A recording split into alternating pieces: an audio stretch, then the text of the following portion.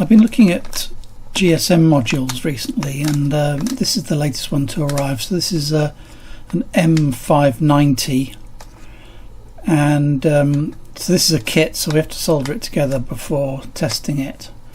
Now, I looked at the GSM, the SIM800 recently. If you haven't seen that, I'll link it up below, up above there. And I also looked at the SIM900. In my case, it was a module designed to work with Arduino. So again, I'll link that up there. And so I plan to test this in the same way. So I'm going to use the same SIM card and the same cloud service to test it. So let's have a look at what we've got in here.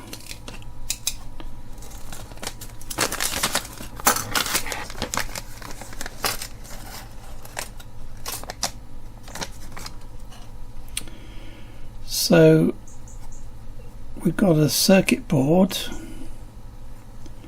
we've got the SIM card carrier. So in this case, in some of these 590 kits, some of them have got the SIM card holder on the back. This one looks like it's got everything on the top, which is fine for me. So we've got some pin headers, we've got a coiled antenna similar to the ones that we saw with the SIM800. There's some components in there, resistors I think. There's a capacitor, there's a LED, and then there's a diode. I think the diode's to stop you accidentally connecting it the wrong way. So like the SIM800, these modules they're designed to work with 4 volts. I mean, this one actually does say 5 volts on it, but I had unhappy times with an M590 connected to 5 volts, so I'm not going to do that. I shall probably just use my trusty bench power supply instead. And similar to the SIM800, I think it would be a good precaution to find a big capacitor to put across the power rail here, because these things can pull a lot of current when they're first connecting to the network, and if they don't get enough current, then they reboot, and it's not very interesting. So if we look at the module itself, so the M590 module, you'll see it's a bit grubby, and if you look at the contacts, there's already solder on them, so it's been desoldered from something. And I guess this is the answer to the question, how is this module so cheap? And basically because, you know, the other components, the PCB and so on, don't cost much to make, and the GSM module itself has been lifted off some existing piece of electronics. But this is fine for me, so I'll just give this a bit of a clean up before I try and solder it on.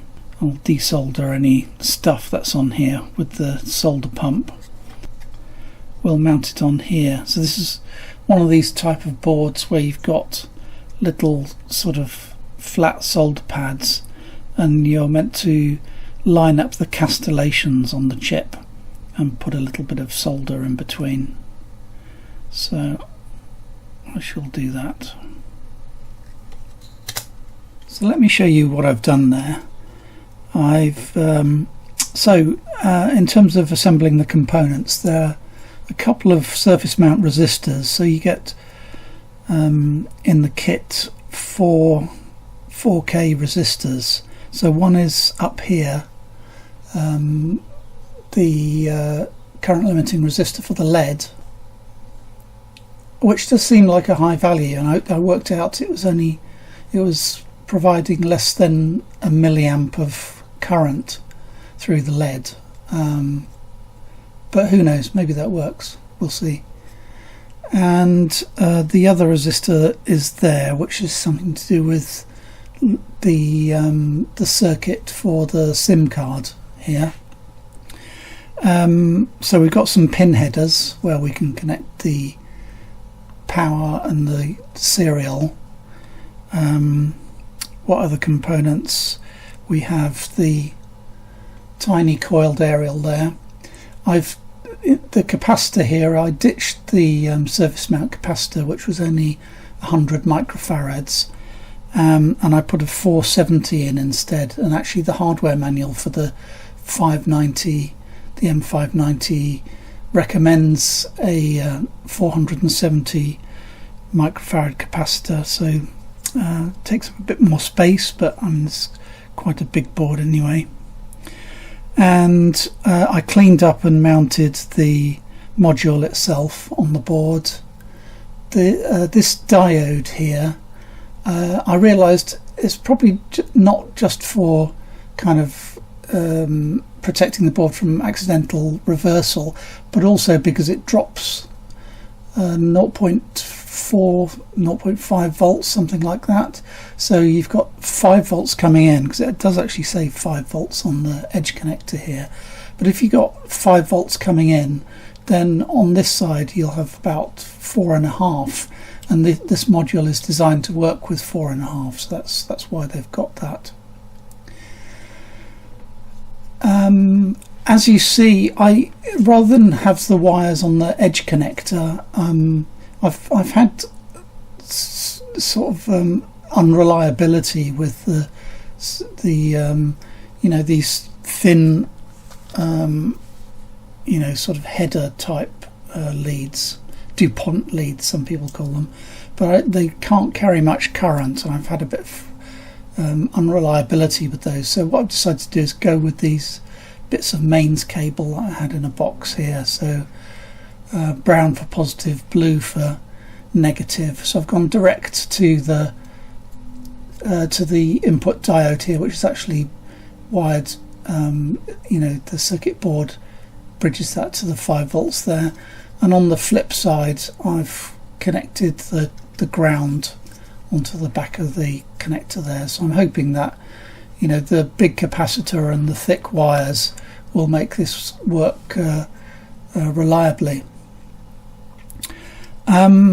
So don't look at the soldering too closely, because I haven't made a super job of soldering everything neatly. So we'll put the SIM card in. So this uses a full-size SIM card, so we'll put it there with the cutout over here. The cutout faces this way, and what's left is just to wire it up, really.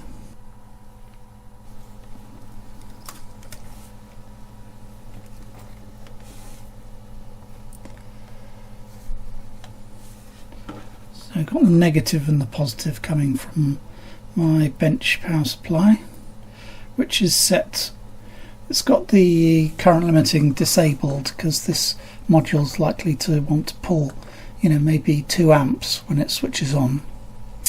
Now I understand the trick here is that after applying power you have to take the boot pin down to ground in order to start it up. So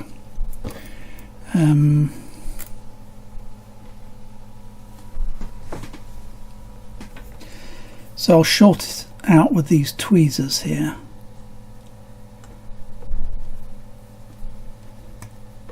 There we go. So the LED is flashing.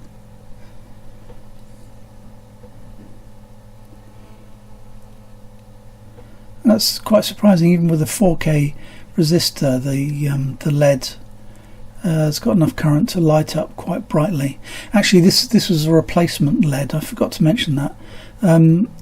The board itself came with a red surface mount LED, but I soldered it in backwards and then had to pull it back off again, and I damaged it. So luckily I had a green LED in a box here, so I put that on, and actually I prefer green.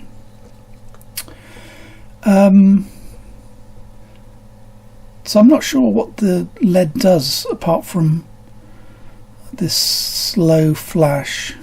So what we can do is, if I connect up the rest of the wires, so the for the serial interface, we can have a look at it on the computer and we can see what that's doing. So we'll put the ground on the end there.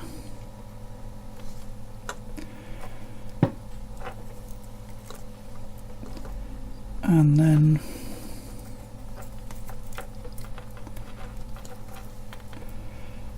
the receive and transmit.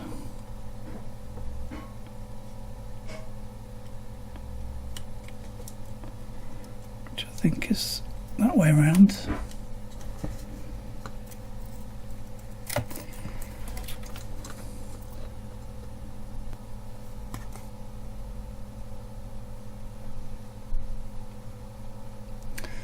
And now we'll switch over to the computer screen and have a look what this module's doing. So I'm running PuTTY here on the Windows machine, and so the module's responding to AT commands. That's good. So if we do ATI, we can see the type of device and the firmware loaded. We should also be able to see what network it's connected to. AT plus COPS. So we're connected to T-Mobile. So it's looking very much like the SIM800 that we tested in an earlier video.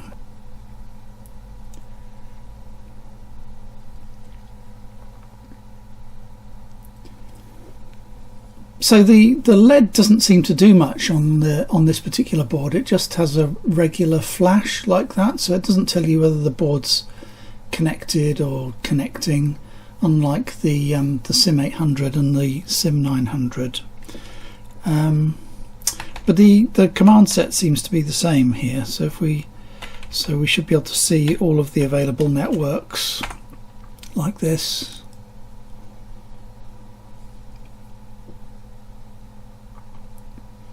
It takes a little while to scan for all the networks.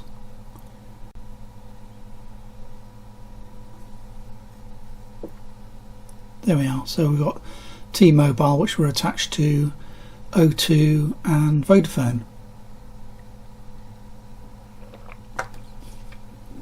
We can also look at the quality, CSQ, wasn't it? So the first number gives you the RSSI, so in decibels, the signal strength, and then the second number is the bit error rate. So that's saying 3, which is seems quite poor compared with the other modules we tried, but then maybe it's because of this rather tiny aerial. I haven't tried to use one of these coiled aerials before, and we are indoors here.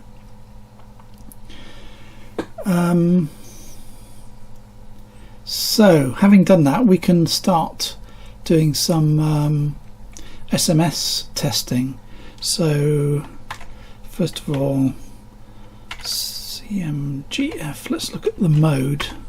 So this comes up in so-called PDU mode, so where it will send, when it receives texts in PDU mode, it will show them in binary. We don't really want to see a binary display, so I'll set this to 1, which is text display.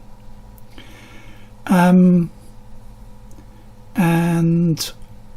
also we want to set the CNMI, which is tells it what to do when a text arrives. So I think we started before with this. So the first two selecting the SMS mode, and then the 3 zeros are to do with packet broadcast, which we're not looking at today. Okay, so if I send a text now, so I'm using a cloud service to send a text. if you want to know how that's done, you should look back at the SIM900 video that I've provided links to, and it shows how you can use the API for a service called Vonage. So I'll send a text.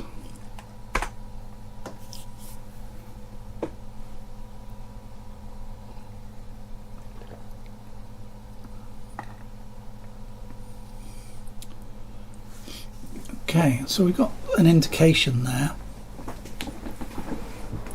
It does still seem to be in binary. Let me just check something.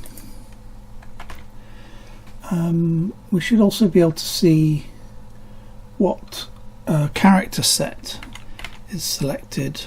No, that's not right. AT plus CSCS. So this is selected as UCS2, which is a it's a double byte character set that's used on for when you're sending SMSs with things like emojis. It has to use a bigger character set, so I think that's what UCS2 is for. But if we set to GSM character set instead, which is an 8-bit character set, let's have a look. I'll just send another text. Oh, there we go. So that's better. So now, we get this CMT indication. It shows the sender's number, it shows the time and date, and this is the actual text of the message. So it's possible to, write quite a simple program to wait for this plus CMT and process incoming SMSs. So we should be able to also let's see, there's this CMGL which shows what texts have been received. Okay, so right, so when we're using this CMT indication, it doesn't actually save them on the SIM card, it just sends the message directly to the device attached to the M590. Okay, so we could move on to sending a text message. So for sending a text message, we use the CMGS, and I'm going to send to my Nexmo number. So this is the cloud number that I can read and write through programs on the computer. And as before with the other SIM800, SIM900 modules, we get a prompt, and so we can type a message.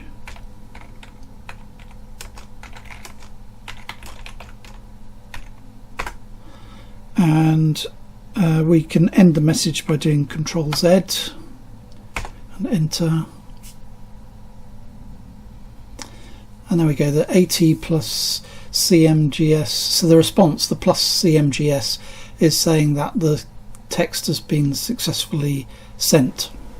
And that's 13, the 13th text that's been sent. This particular module, the M590, you saw just now that it was probably been desoldered from some existing equipment and reused, and actually some of the settings were a bit strange when I started it up. So for example, it was set for a speed of 38,400 bits per second, so I changed that back to 115,200, which is the more kind of standard rate. So I suspect there are still some there's some residual configuration setting from how it was used originally in the original equipment. Right, so if that text has been sent, then we should also look in the Vonage application. So if we search for our number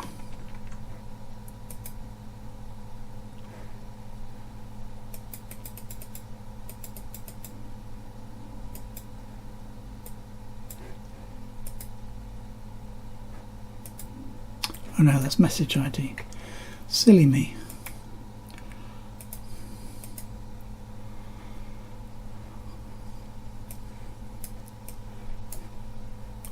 There we go. So here's the message that I just sent. M590 here calling. /R is a carriage return, so it's obviously included that blank line that I sent also, and you get the sender's number, the destination number, and the time and date. So there we go. So we're able to connect up the M590 and we can send and receive texts. I thought I'd just look at this other method of receiving SMSs actually. So if we change the CNMI equals 11000, I think that's the right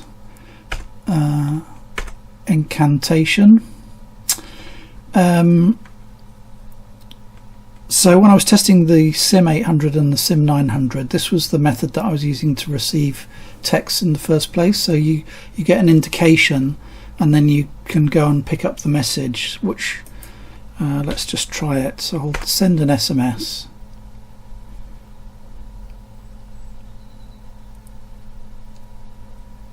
Right, so this time instead of the plus CMT we get CMTI, and this says message number 2, and the SM means that it's storing inbound text messages on the SIM card. So now if I do AT, sorry I'm on the wrong screen, AT plus CMGR equals 2, so read back message 2, and now you see the same sort of information. So you got rec unread because we've never read this one before. We get the sender's number, we get the date and time, and this is the actual text of the message. And if I send another one, you can see the message number going up. So CMGR equals 3, so we can read the new message. And we can also use this ATCMGL, which will show us all the messages received on the SIM card. So we can see 3 different messages there. And we can use CMGD to delete a message. So let's delete 2, for example.